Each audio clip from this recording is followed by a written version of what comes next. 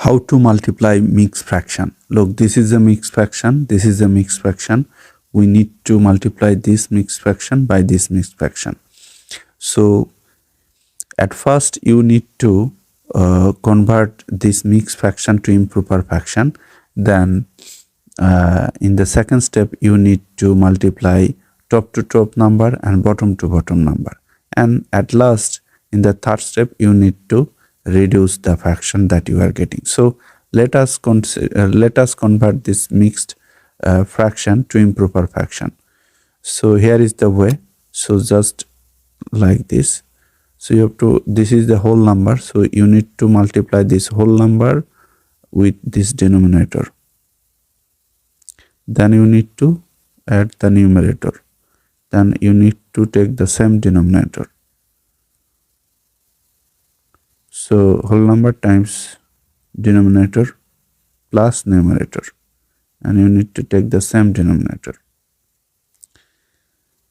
Now you need to 4 times 3, 12 plus 1 divided by 3. 3 times 8, 24 plus 2 divided by 8.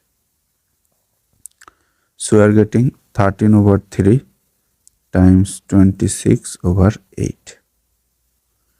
Look, we can reduce this fraction. If I divide this fraction by 2, then what will happen? Here you will get 13 and here you will get 4. Now look, this is, now you need to multiply top to top number and bottom to bottom.